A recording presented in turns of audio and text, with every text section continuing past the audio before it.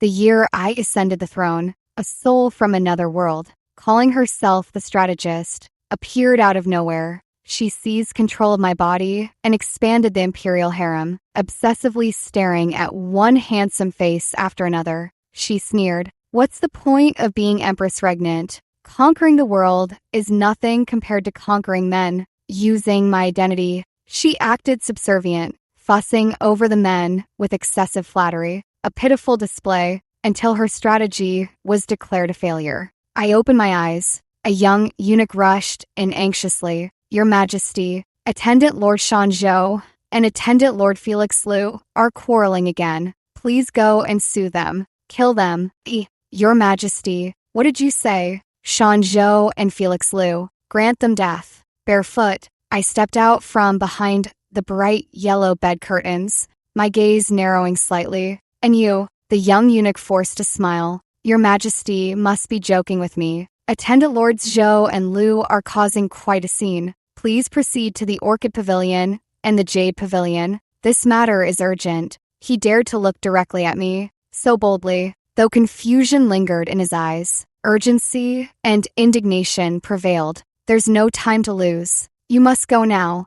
A sword sheathed in its scabbard hung by the bedside. My dark eyes narrowed slightly. "Say that again?"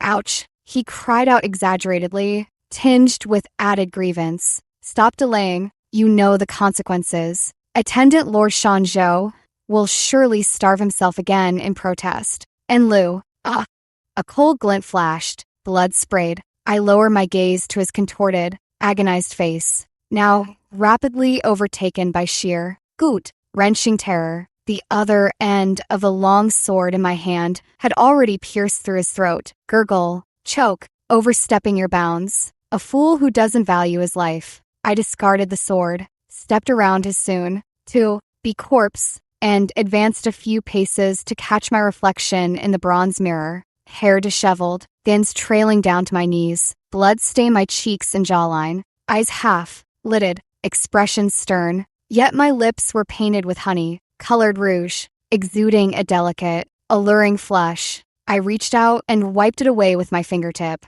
The rouge emitted a faint, overly sweet fragrance, a scent I had always disliked. It was worn by that woman named Suyu, the strategist, who adorned herself to please the men of the imperial harem. 5 years, my face, my body, even my identity as the supreme emperor, had all become tools for her strategies. Yet, despite her groveling and shameless courtship, those 5 men not only failed to love her but grew to scorn her, treating her as a mere plaything. Until her strategy failed, she vanished without a trace. The corner of my lips curled slightly as I saw my own contemptuous, icy expression in the mirror. A bunch of worthless fools. Attendants, prepare my bath and fresh robes. Ripples spread across the water, veiled in a thin, floating mist. Immersed in the warm pool, I finally felt the true sensation of returning to my own body. While Suyu had possessed it, I had lingered as a wandering spirit, watching coldly from the sidelines, unable to live, unable to die. Now that I've reclaimed my body, it's no different from being reborn. I stretched my arms and lazily draped them over the edge of the pool, letting out a weary sigh. It's just a pity. Suyu vanished too suddenly. I couldn't kill her with my own hands. And now I must set things right, dealing with the messes she left behind. Iris Shangwan, Attendant Lord Felix Liu, Her Majesty is still bathing inside. All of you, get out of my way. I turned my head to look. A figure in lake, blue robes swept before me, the youth's handsome features twisted with rage. Iris Shangwan, how dare you send Her Six Highness to a marriage alliance? She's your own sister. For your own selfish desires, you disregard sibling bonds and frame others. You're unworthy of the throne. It should rightfully belong to Her Six Highness. She's 1,000, no, 10,000 times better than you. See what Suyu has spoiled him into. Such treasonous ravings slip so easily from his mouth. But the Her Six Highness he speaks of is my half-sister, Jasmine Shangwan, elegant and gentle. She was deeply cherished by many. Suyu had always seen her as a rival, opposing her at every turn. When the border was recently invaded, she seized the chance to send Jasmine Shangguan away for a marriage alliance with foreign tribes. My mother Empress was the first Empress regnant. That infamous bloody palace coup allowed her to ascend the throne, stepping over my father's bones. The concept of female supremacy was still shallowly rooted in our land. Neighboring countries maintained male supremacy rule, perpetuating the outdated practice of princesses being sent for marriage alliances. Our court had no princess, so Suyu delightedly pushed Jasmine Shangguan forward. But she never expected this decision would directly trigger her route's failure ending. Felix Liu saw my prolonged silence. His anger grew fiercer. He snatched a horsetail whisk from the eunuch behind him and threw it into the bath. Snarling, "Iris Shangguan, stop playing mute." Water splashed into my eyes. Only then did I lift my eyelids, meeting Felix Liu's gaze directly. "I will not send her for the marriage alliance." "Truly? Of course it's true. Not just Jasmine Shangguan. I won't permit any woman to be sent. Marriage alliance? More like humiliation. Su Yu is a fool, but I am not." However, I crooked a finger at him, smirking slightly. "Come here." He froze for a moment. Then a familiar look of disgust surfaced. The air was damp as I soaked naked in the pool. His gaze swept over my bare shoulders, and he sneered coldly. "I knew you wouldn't let her Six Highness off so easily, so you want me to serve you." The last 3 words were practically spat through gritted teeth. Felix Liu approached, kneeling beside me, closing his eyes with an air of grim resignation. His lips drew near. Before they could touch, I shoved his head forcefully into the water. Besides the 6 arts of gentlemen and the classics, I've excelled in martial arts since childhood. Under my grip, the man struggled like a trapped beast, only managing to splash the water in vain. After a while, I yanked Felix Liu up by his hair, narrowing my eyes slightly, forcing him to meet my gaze directly. "I, the Son of Heaven, rule over all 8 directions by divine mandate. You dare not bow, nor address me with proper reverence. Your eyes show no respect for law or order. To scorn your emperor, tell me, do you deserve to live?" His handsome face, flushed and drenched in humiliation, took a long moment to register what had happened. He opened his mouth to retort, "Shangguan."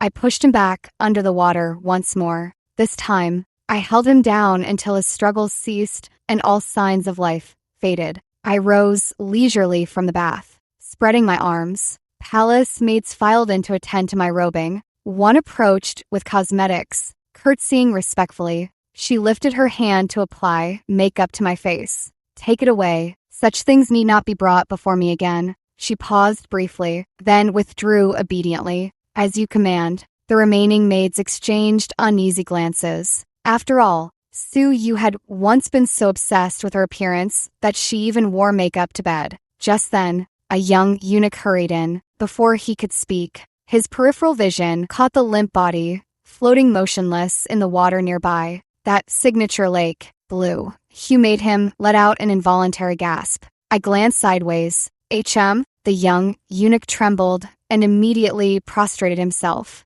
"This humble servant pays respects to your majesty. Attendant Lord Shanzhou sent this servant to request your majesty's presence at the Orchid Pavilion." I flicked my sleeve and strode out. To the Orchid Pavilion, the emperor arrives. The gates of the Orchid Pavilion were shut tight. "Your majesty arrives only now. My master has already retired for the night." From behind the door came the sarcastic voice of Shanzhou's personal attendant. "You may wait. My master has slept poorly these past few days. Tonight, he might rest more deeply." Leaving others waiting outside intentionally was Shanzhou's habitual tactic. How would Suyu usually handle this? She would anxiously linger outside, pleading with sweet words, then send endless streams of gold and treasures inside, all just to earn a smile from her beloved. Utter foolishness. This is my empire, my palace. I order my guards to break down the door and strode in openly. The servant's eyes widened. You, how dare you barge in like this? What if you disturb my master?" He spread his arms, blocking the way. "You shall not enter." I raised my hand. I said no entry means no entry. The servant snorted coldly. "No matter what you offer this time, I won't speak a good word for you in front of the master again." He lifted his head smugly. What followed was a swift, sharp slap. "Tell attendant Lord Shanzhou to come out and receive me." You. The servant covered his face in disbelief. Stomping his foot in grief and indignation, he turned and ran inside. Sure enough, within moments, Shanzhou stormed out with the servant. "Iris Shangguan, how dare you strike Xiaokuei? Next time, will you dare to hit me too?"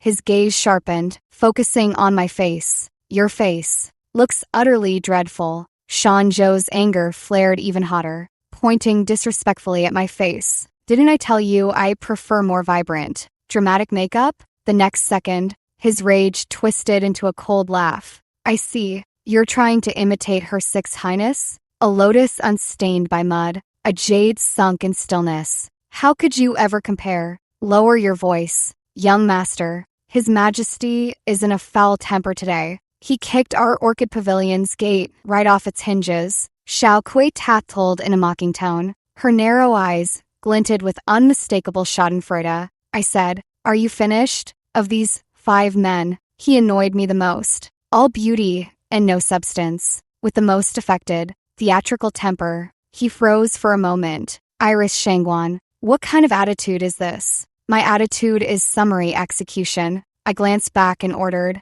"Go, kill them." Yes. The guards drew their swords and stepped forward. Shanzhou instinctively retreated 2 steps, voice trembling. "How dare you?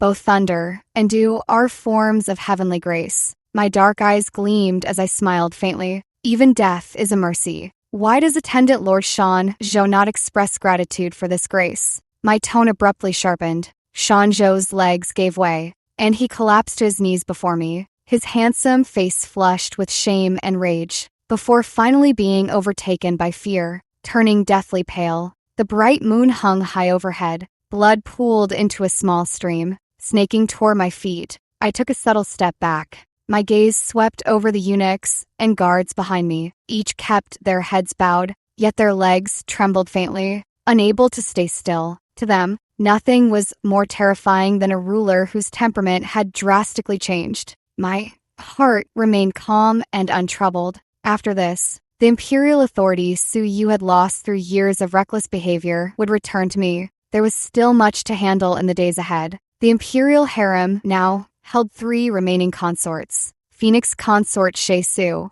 and the noble lords Miles Lin and Joel Su. They came from prestigious families, their clans holding indispensable positions at court, especially the Su family, who provided significant support to my mother Empress during her power seizure. With immense contributions to her ascension, Mother Su holds the position of Prime Minister, second only to the sovereign, above all others. And Shay Su married me as my principal consort before I ascended the throne. Leaving the Orchid Pavilion, under the enveloping night, I turned my steps toward the imperial study. Beside a flickering candle flame, an elegant and upright man was reviewing memorials at the desk, his long, dark lashes suddenly lifting as he set down the vermilion brush. "Your Majesty, you've come." Su was an adept at handling official duties. She had a simple mind and no taboos about the imperial harem discussing politics. Apart from attending court,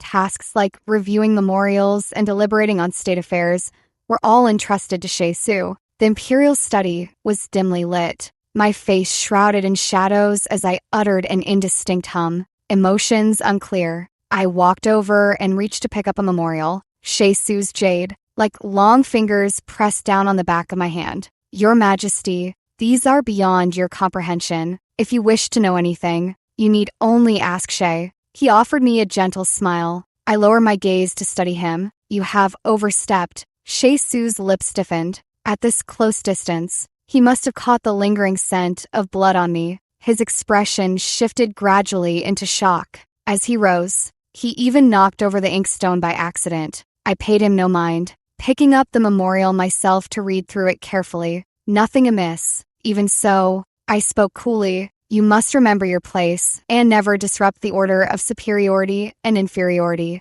From now on, there's no need for you to come here. My affairs require no interference from others." I lifted my eyes to look. Shay Su stared motionless at me, his phoenix eyes wide. You are. He slowly knelt before me, tilting his head up, his gaze gentle and adoring. My lady wife, you have returned. I curved a smile, reaching out to caress his cheek, from chin upward, lips, nose, until his eyes. I wiped away the tear at the corner of his eye, with my thumb. You have always been clever and served me the longest. I can overlook the past, but you should know very well what to say and do from now on. The current situation is fraught with internal and external troubles. The internal issues remain debatable, while the external threat comes from the kingdom of Xiling in the northwest frontier. Since Su Yu took power, she diverted most military funds to the imperial harem, weakening our defenses.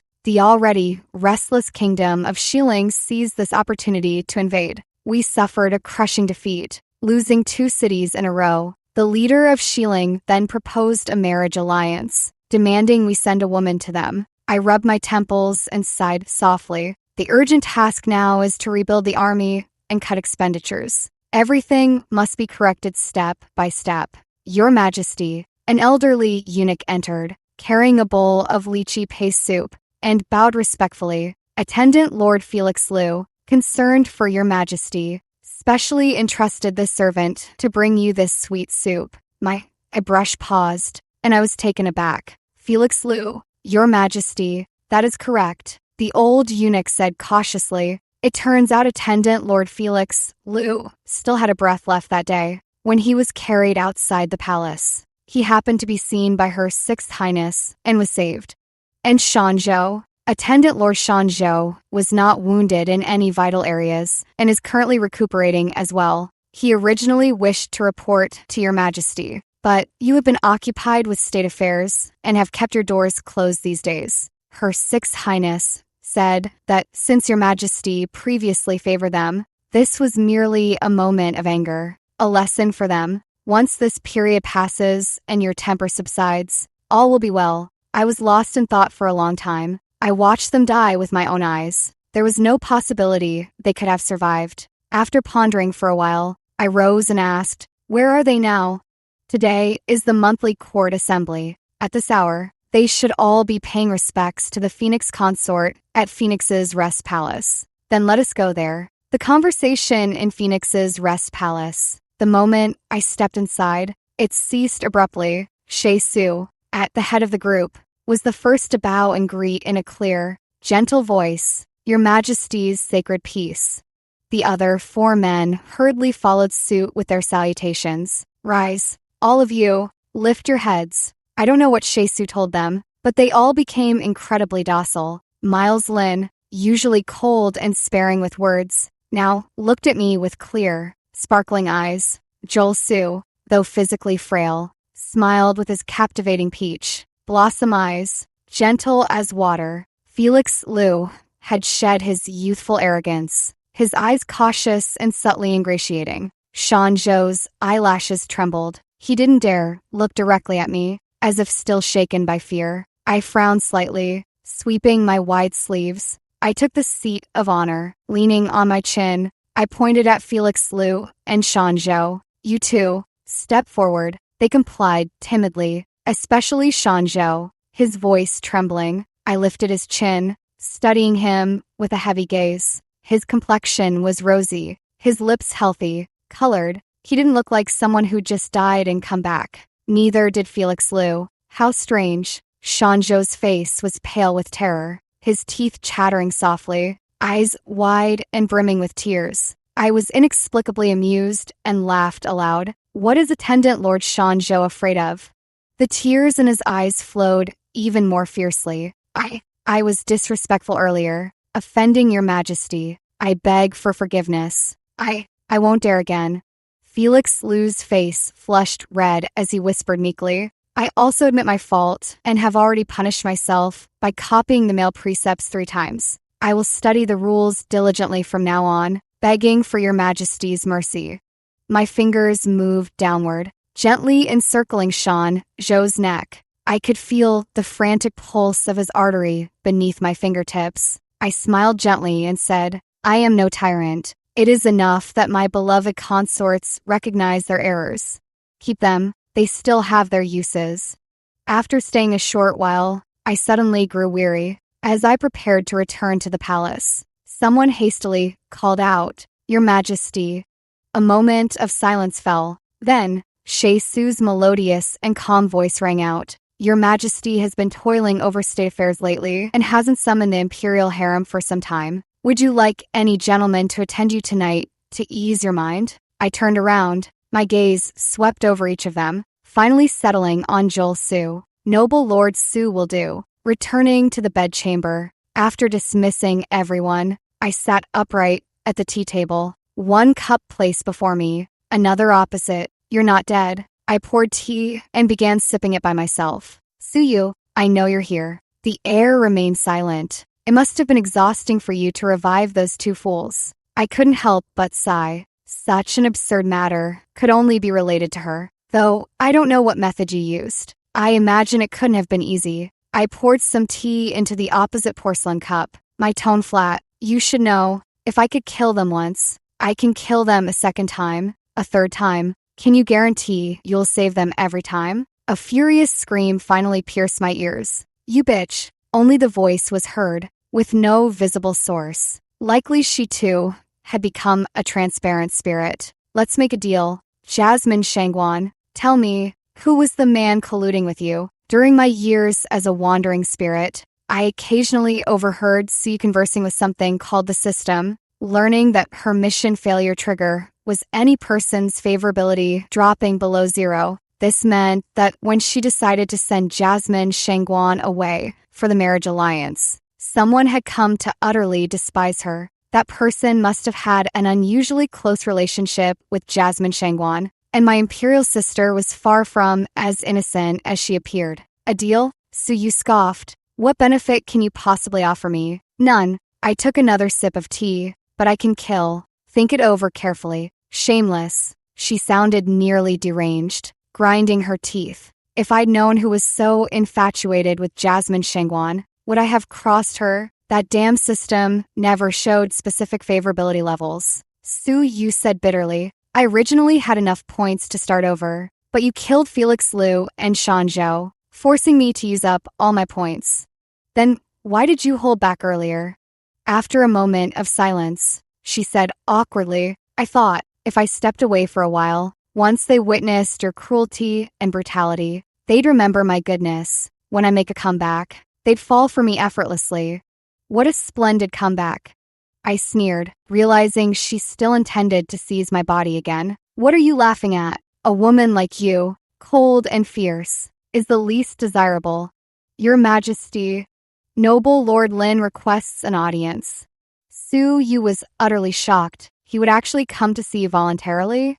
Miles Lin was the sole legitimate son of the Minister of War, renowned in the capital for being of noble birth. He was different from the other four. While the others were arranged by their families or brought into the imperial harem by Suyu, only Miles Lin had requested to enter the palace himself. Yet, even after getting his wish, he maintained an icy demeanor day after day, keeping a respectful distance from Suyu, the most aloof figure in the imperial harem, and the one Suyu found most troublesome to win over. She thought, for a moment, feeling a bit of schadenfreude. "No, wait, given your ruthless and detestable behavior, he probably came to scold you out of sheer disapproval." Miles Lin, relying on his prestigious background, often gave her cold shoulders and never hesitated to tell her to get lost. His temperament was utterly unpredictable. I ignored her and announced, "Summon him."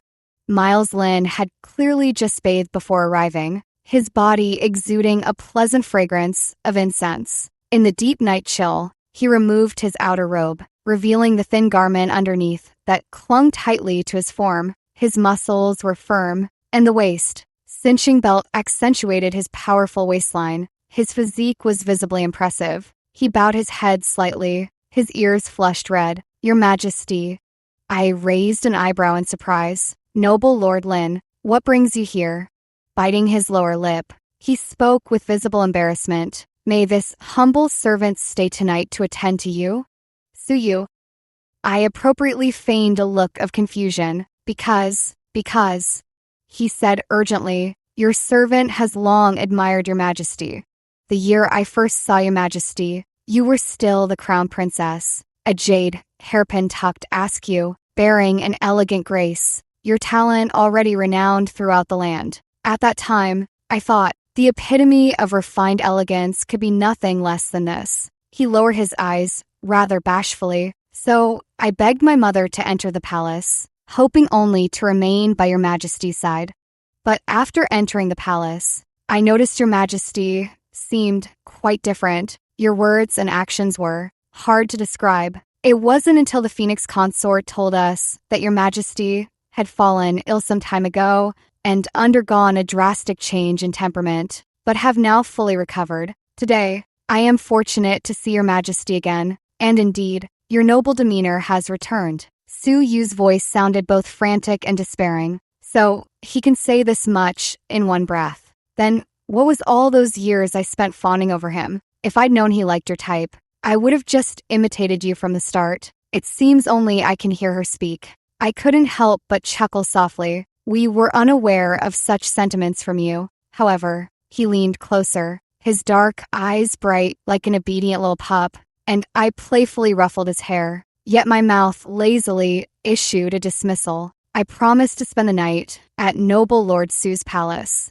You may take your leave. The auspicious snow palace was filled with a heavy scent of medicinal herbs. This servant thought your majesty would not come tonight. Su was dressed in white inner robes. His jade-like cheeks marked him as the very picture of a delicate beauty in illness. He stepped forward gracefully to help me undress, his movements gentle, his black hair brushing against his collarbone as he leaned down. My heart stirred slightly. I took his hand, squeezed his palm, then slid my fingers up to caress his bony wrist with a hint of intimacy. His face flushed. He hurriedly guided me to the bed, saying, Your Majesty, the night is deep. Let us retire.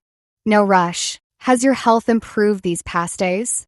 I am still unwell, he answered meekly while cautiously watching my expression. Then he asked softly, Would your majesty disdain this servant for carrying the aura of sickness?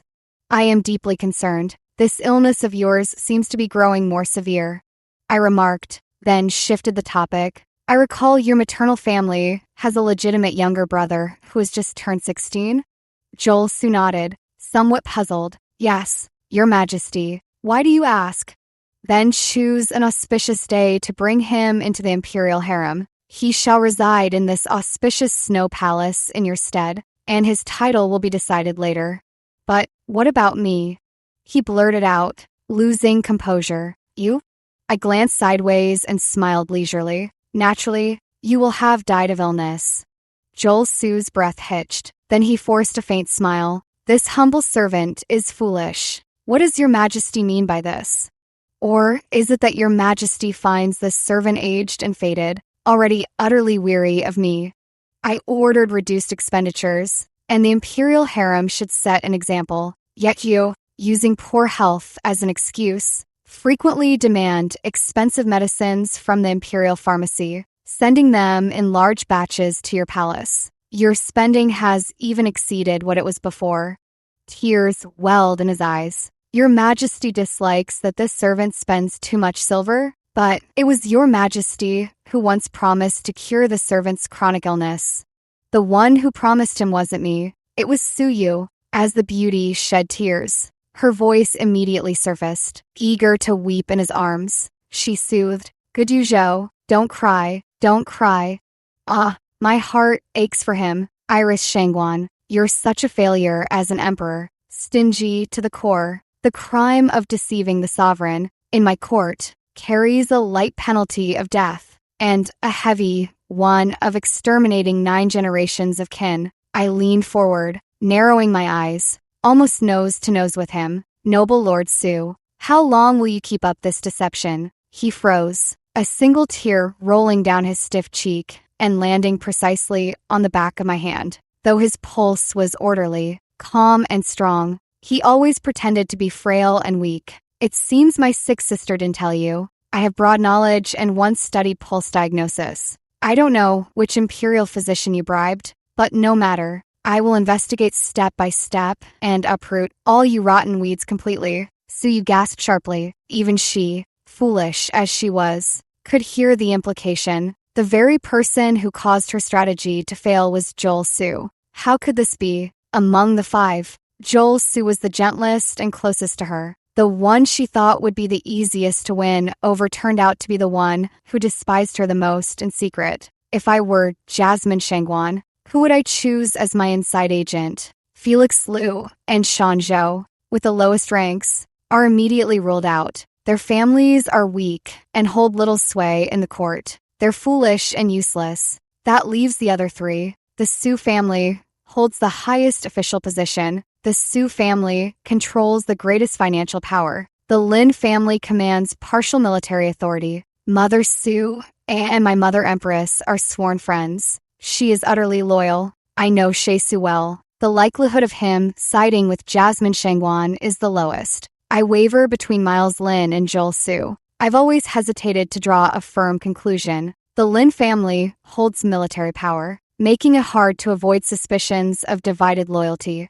The expenditures of auspicious Snow Palace are suspicious, yet the Su family has always been known for sticking to their duties. My mother Empress even privately praised them for being well behaved and knowing their place. I have secretly conducted a thorough investigation. Minister Su of Revenue shows no issues in conduct or behavior. It seems Joel Su has secretly colluded with Jasmine Shangguan behind everyone's back, including his own family. I will announce your death by illness to the public. As for maintaining your family's standing, just send another suitable man in your place. Joel Su knew there was no way out. Gritting his teeth, a ruthless glint flashed across his face. He drew the dagger hidden beneath his pillow. Raising it high, he lunged at me. The next second, the tables turned. I pinned him down, one hand clamping his wrist, the other raised to deliver a merciless slap across his face. Do you still think I'm the same useless fool as before?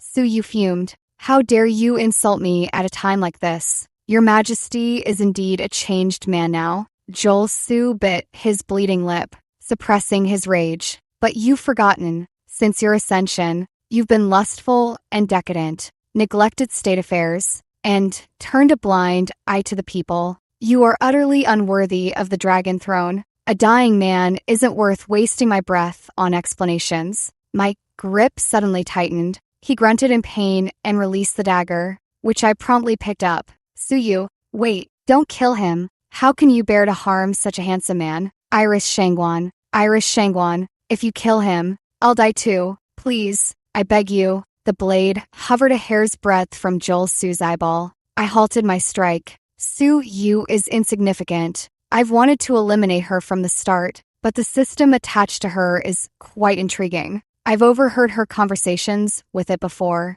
The system once remarked that this is an era of cold weapons. Only blades, arrows, and spears exist. It's too primitive. Gunpowder hasn't spread, and even weapons like catapults and crossbows are absent. If I could leverage it to create more advanced, powerful military arms. I sheathed the dagger. Suyu, spared from death, nearly burst into tears. You're such a tyrant. You want to kill everyone. I have 0 points now. If they die, I'll perish too. Woo-woo. Iris Shangguan, you're so cold-blooded. Are you even a woman at all? What a coincidence. Before I ascended the throne, the most common private evaluation of me among the ministers was cunning as a fox, but cold-blooded and arrogant. Suyu, let's make a deal. I want your system to serve me, or else. I slowly gestured at the man's neck. You know what the consequences will be. Suyu burst into genuine tears. What kind of deal is this? It's just you making demands. And she told me the system had detached from her the day her mission failed. Now only an empty shell remains, retaining only the point exchange and search engine functions. She can serve as a sort of encyclopedia for me. I pondered for a moment. Is there a method to produce what you call gunpowder? Let me search. Yes, it requires a combination of saltpeter, sulfur, and charcoal. Are there strategies to deal with leprosy? For plagues, You can boil sulforaflavescens into a decoction and wash the affected areas to alleviate symptoms. Methods for repairing hydraulic engineering projects? Yes, there are. Truly, it's like having divine assistance. I couldn't help but facepalm and burst into hearty laughter. You, beneath me, Joel Sue, see me talk to myself and suddenly laugh uproariously. Found it utterly bizarre. His pupils contracted slightly, as if realizing something. The drastic change in temperament due to illness was a lie. The rumor that you were possessed is true. You and the previous one are not the same person at all. Your Majesty. He couldn't help but stammer through chattering teeth. Your servant admits guilt. I beg you, do not implicate Her Sixth Highness. In high spirits, my tone softened involuntarily. I won't kill you. Rest assured. In Joel Sue's medicinal dregs, I found a torn up note. After carefully piecing it together, the handwriting reappeared. My beloved Jenner, the Emperor is untalented and virtueless, drowning in the imperial harem, his reputation already inferior to yours. Wait until the defeat by the kingdom of Shieling, seize the chance to raise an army in rebellion, and await your successful ascension to the throne. I laughed at the sight. Sue, you played dumb and stayed silent. My empire was nearly ruined by your hands. What you treat as a game strategy is my flesh and blood life. Sue, you should be grateful you have no physical form now. Not killing Joel Sue doesn't mean I'll let him off. Severing limbs and keeping him barely alive is enough. Sue, you didn't know whether she pitied him or feared he might die from the pain. She immediately wept bitterly and begged me, do it for me, for the gunpowder. Please don't be so cruel, all right? I could only regretfully grip Joel Sue's chin, force mute poison down his throat, severed his tendons. He always claimed illness in public. Perfect. Guards. Noble Lord Sue is gravely ill. His throat injured. He'll never speak again. From today, he remains in auspicious Snow Palace for proper recuperation. That night, the Imperial Pharmacy's supply carriage passed by the royal manor. It suddenly halted in a dim alley beside it. A short figure leaped from the carriage. Her Sixth Highness, Jasmine Shangwan, standing against the wall, gave a soft hum and asked, "Any new movements from the one in the palace?" The man lowered his head, replying timidly, "Your Highness, it remains the same as usual." Only then did a satisfied expression appear on her face, calling off the marriage alliance, placating the public's anger. I thought she had improved, but it seems it was just a fluke. She's still as foolish as ever. If it weren't for her consort handling affairs all these years, she would have, Jasmine Shangwan took out a note from her sleeve and, as per routine, opened the carriage. This time, I'll place it at the very bottom of the Angelica. What are these? She recoiled in shock, stepping back repeatedly. Inside the carriage, there were no medicinal herbs, gleaming with a golden shine. It was piled high with gold. Hiv. I lifted my bamboo hat, revealing a pair of smiling eyes. Isn't this the evidence of your recruitment and military preparations? This coachman is spouting nonsense. When did I ever? Jasmine Shangwan's furious gaze swept over, then abruptly halted, unable to restrain herself. She cried out, "It's you!" When enemies meet, their eyes blaze with fury. Yu's anger flared at the sight of her. I thought she was just a conniving snake, but she's also a home-wrecking mistress. A vile one. I studied her leisurely. Sixth Imperial Sister. After all these years, you're still fond of clumsy imitation. Jasmine Shangwan has copied my style of dress and speech since childhood, wishing she could possess my body just like Suyu. Even this jade hairpin on her head is an old piece of mine. So, it's you've returned? A mere, scaled creature, though it mimics the posture of wind and clouds, can never ascend to the imperial throne. A low laugh escaped my chest. I enunciated each word. You should never, ever covet what does not belong to you.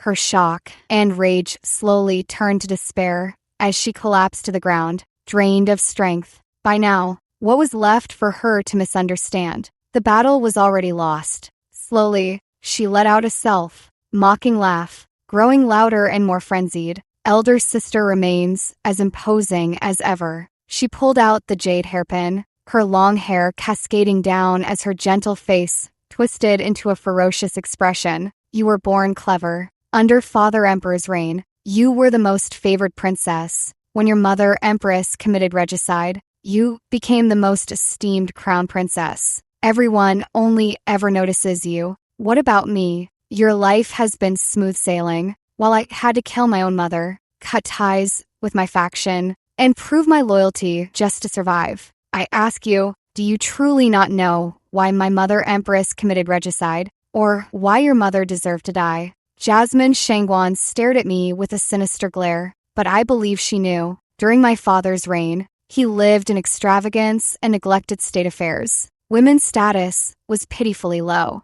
so low that during a severe drought, when people were suffering, they became the emergency rations in every household. Some died at the hands of their own husbands. Some died at the hands of their own sons. Men were the foundation of the nation. Women only bore children. If women died, no one would bear children, and with fewer people, there would be more food. This very idea was proposed by Jasmine Shangwan's birth mother. Not only did he turn a blind eye, but he even went against it and encouraged it extensively. This person deserved to die. Back then, my mother Empress spared your life out of mercy. Seeing how young you were, the fact that you can sit securely in your position today is thanks to my mother Empress's decade of governance, improving people's livelihoods, and the rise of women's rights. Otherwise, at your age, you would have long been treated as an object and married off to someone. If you had been born into an ordinary family in the past, you might even have ended up as mere sustenance on someone's dinner table. Sixth Imperial Sister, greed knows no bounds. Don't be too covetous. I took my mother's surname and became Shangwan, Jasmine Shangwan, to show her loyalty to my mother Empress. Also changed hers. Whatever I have, she wants too, including imperial power. We're both women. Why should you sit on the throne, and not me? She said bitterly. Joel Sue is truly useless, a worthless thing. After all that careful planning, he still missed the perfect opportunity. I should have killed you myself before you returned to this body. Sue, you was suddenly frightened. She stammered dryly. You're insane. The women here don't love men. They love political power. What's so great about that anyway? Outer officials do not interfere with inner affairs. The imperial clan does not meddle in palace matters. You have repeatedly intervened in the affairs of our imperial harem by the laws of this dynasty. This constitutes disruption of the harem. That is the first charge. Recruiting soldiers and buying horses. Your intentions are clear. This is the crime of treason. That is the second charge. Embezzling state funds falls under the crime of corruption. That is the third charge. I coldly shouted, Guards. As the words fell, several figures dropped down from the eaves above. They drew their blades, surrounding Jasmine Shangwan tightly. With multiple crimes combined, Jasmine Shangwan is demoted to commoner status. I glanced at her vast estate, feeling quite pleased. Jasmine Shangwan's birth mother was once the wealthiest merchant. She may have secretly left her a substantial fortune, confiscate her property to replenish the state treasury. Execution is scheduled for a later date. Everything is to be seized. Jasmine Shangwan clenched her jade hairpin, gritting her teeth as she laughed. Elder sister, what skillful tactics. This younger sister will await you in the underworld. With a sweep of her hand, she chose to end her own life. Blood instantly sprayed half a chi across the ground. Su Yu was so startled by her resolve that she remained speechless for a long while. You all are, each more rabid than the last. Snowflakes drifted through the air. The biting cold wind heralded the arrival of winter. Clad in a black fox fur cloak, I leaned against the dragon throne, chin propped on my hand as I gazed down imperiously. Your subject, Jabbar, envoy of Shilling, pays respects to your majesty. Rise. The burly western region's man paused, glancing up at me with a puzzled expression. Half a moment passed without movement. I knew he was waiting for me to descend and assist him to his feet. Last year, when envoys came to establish friendly relations, Su Yu had done exactly that. At her first sight of the Shilling envoy, massive as a hill, her legs nearly buckled beneath her. She maintained an ingratiating smile throughout the entire audience. Not long after, it said, whispers began to circulate through Shieling. The Northern Kingdom's Empress regnant is weak, willed, and overly compassionate, a woman's mercy. So this is the famed nobility of royal blood, utterly unimpressive. Women should stick to bearing children. What folly to emulate men in governing a nation. A laughingstock. Pah! Jabbar, seeing that no one paid him any attention, snorted through his nostrils. His Majesty now appears vibrant and healthy, his posture even straighter than before.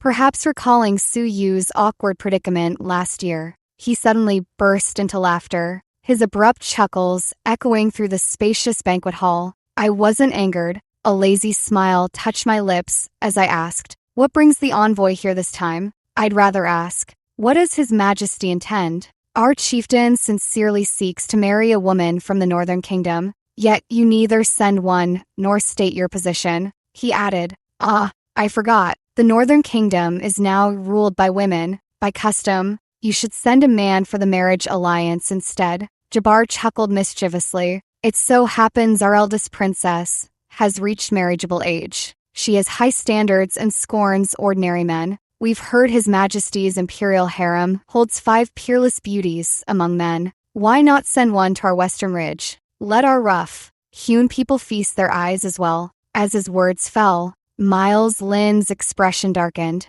and he slammed his wine cup down heavily. Today, he wore a brocade cloak of deep blue, its collar adorned with fluffy snow, white fur that made his complexion appear exceptionally pale and handsome. He muttered under his breath, "Shameless." Several other gazes tangled and fell upon me. Worry, eager hope, fear. In the past, indulging my imperial harem, my eyes only for them, I would never have agreed. But now, Su Yu anxiously whispered in my ear, "You wouldn't really send one of them away, would you?" "No, you can't send them. Doesn't it seem like a good deal? It preserves the dignity of your women and avoids armed conflict. This is our leader's final offer. Your Majesty, think carefully. Making demands of me?" My expression remained unreadable as I stood. "Then you'll have to defeat me first." "What does Your Majesty mean?" "Same as last year. An archery contest." "Ha ha ha. Naturally no problem." Su Yu fell silent. "Last year." She trembled as she stepped onto the platform. The moment she drew the bow, her hands shook and she screamed. The arrow never left the string, but her dignity was already lost. "Hold it," Jabbar declared. "Hitting the bullseye is boring. Let's make this year's game more interesting." He ordered someone to balance a peach on their head. The target would now be that peach. The slightest mistake could cost a life. The young eunuch trembled, his legs shaking uncontrollably. I laughed. "Then let's make it even more interesting. Replace the peach. Bear her with either you or me. Dare you?"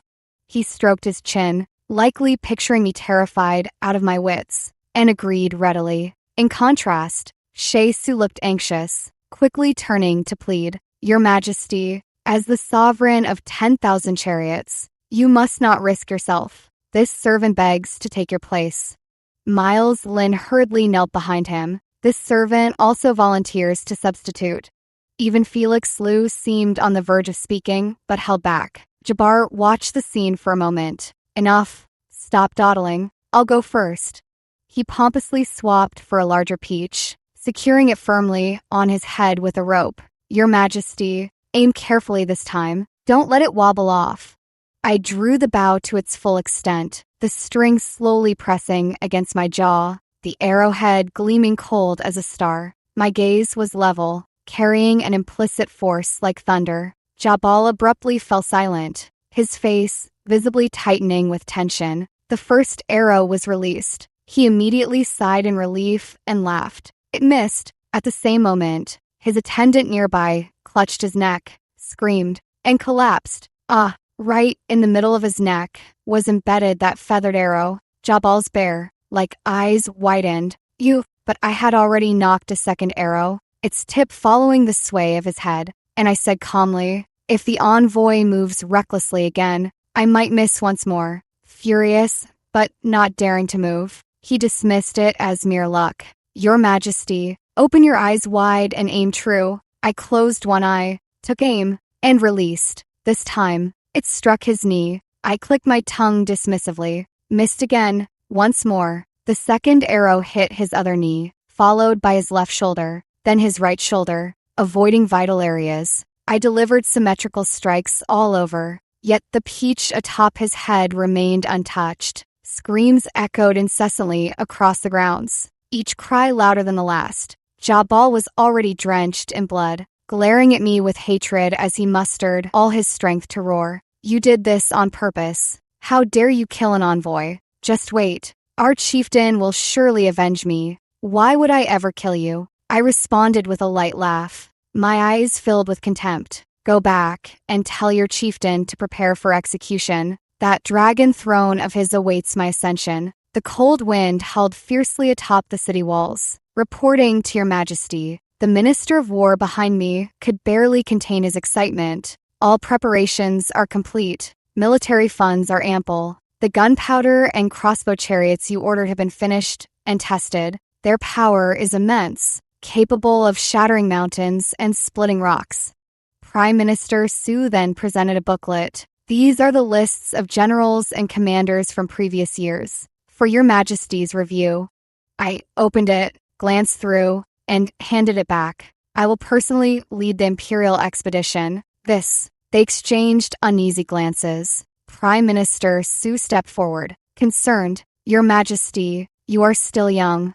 I stood facing the wind, letting the cold breeze rustle my sleeves as I gazed into the distance. Snow-capped peaks stretched endlessly, rolling as far as the eye could see. This world is vast indeed. A newly tempered sword gleams with chilling sharpness. A freshly fed steed strides with vigorous strength. It is precisely because I am young that now is the time to vie for supremacy over the realm. The Mother Empress, with the majesty of a phoenix ruling the heavens, pioneered a new era. She entrusted this imperial power to me, along with boundless expectations. And so now, it falls to me to expand our territories, unify the realm, and forge unparalleled achievements. My words rang out with steely resolve. Everyone immediately knelt in unison. Your Majesty is wise and brilliant. We, your servants, pledge to follow you unto death. Suyi said, awestruck. Iris Shangwan, are you courting death? The battlefield is merciless. Your ambition is truly immense. All right, I admit, I'm starting to admire you a bit now. The night before departure, I went to Phoenix's rest palace and instructed Shai Su. While I am away on the campaign, the Prime Minister shall oversee all officials. Those below the 5th rank may be executed without prior approval. The ministers of the 6 ministries must convene daily at noon and jointly seal any documents before issuance. You need only concern yourself with matters of the imperial harem. As Phoenix consort, ensure the well-being of the other 4. Joel Su requires special attention. Just keep him alive. Su, you nodded vigorously beside us. Shai Su lowered his gaze and acknowledged the orders. I had other matters to attend to, so after a few more instructions, I rose to leave. Your Majesty, he called out to stop me. His eyes glistened like spring water reflecting the moon. He cupped my hands in his and slowly pressed his cheek against my palm. How many years will pass before you return? I cannot say yet.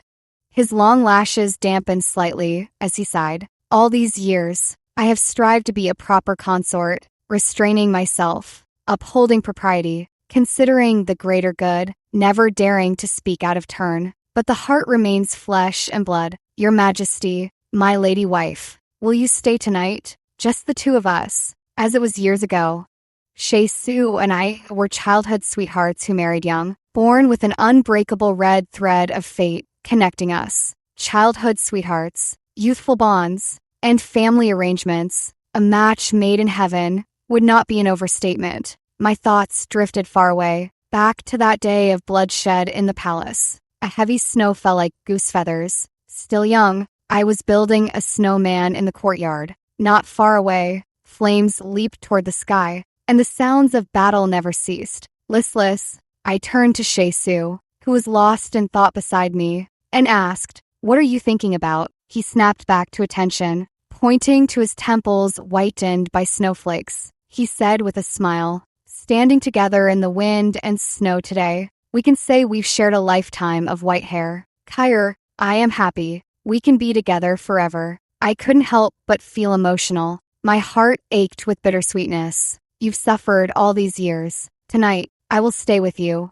The next day, at the palace gate's city wall, a grand procession came to see us off. Miles Lynn urgently said, "I grew up in the military since childhood. I request to enlist and accompany you." Mounted on my tall steed, I coldly refused. "Not possible." His face immediately fell with disappointment. Felix Lou stepped forward cautiously, saying, "Your servant has memorized more of the new precepts for men. Upon your majesty's triumphant return, I shall recite them to you in detail." I responded indifferently, with a non-committal hum. Amid the wind and snow, his figure appeared excessively gaunt. My gaze sharpened as I advised, "Focus on strengthening your physique. It would be best to learn some martial arts for self-defense. Don't end up dying from a mere chill." He looked slightly surprised and grateful, replying, "Thank you for your majesty's concern." Shanzhou had also arrived. His eyes held a mix of trepidation and gratitude as he exclaimed, "I never imagined your majesty would campaign against Shilling for our sake. Your servant is deeply moved." He was rather simple-minded. I couldn't be bothered to explain things to him. With a flick of the reins, I urged, "Hiya." "Su," you muttered gloomily. "They certainly fawn over you, making all my years of effort seem like a joke." Finally, she added defiantly, "I doubt they all genuinely like you anyway. Fear seems more prevalent." "Iris Shangwan, you're not all that impressive." I raised an eyebrow and retorted, "Does it matter?" For her, it meant a successful conquest. For me, it was worse than useless. I have power and status, holding a high position. What need do I have for a man's sincerity? Me. Clearly, she had also figured this out and immediately grew furious, huffing, "Humph. Stop beating around the bush. Remember to provide me with a terrain map. The more detailed, the better." "Understood, Iris Shangwan. I feel like I'm your spirit pet. Then consider it an honor to stand by my side, sharing glory and disgrace, and receiving the worship of the realm's subjects together." "It seems," she murmured softly, "it does sound quite good." A faint sense of eager anticipation stirred within her. I smiled, suddenly picking up speed. We raced forward across the vast expanse of heaven and earth. The 6th year of Jingji, the Northern Kingdom attacked Shilling and emerged victorious. That same year, the Northern Kingdom declared to the world, "Submit or be conquered. Yield and be treated with mercy." The 8th year of Jingji, the Northern Kingdom subdued the Eastern territories. The 10th year of Jingji, the 5 southern nations voluntarily submitted to the Northern Kingdom. The 12th year of Jingji, all dynasties came to pay tribute. Female supremacy reigned supreme across the land. The Empress regnant of the Northern Kingdom, whose might shook the 4 corners, and whose achievements spanned millennia, earned her place immortalized in history.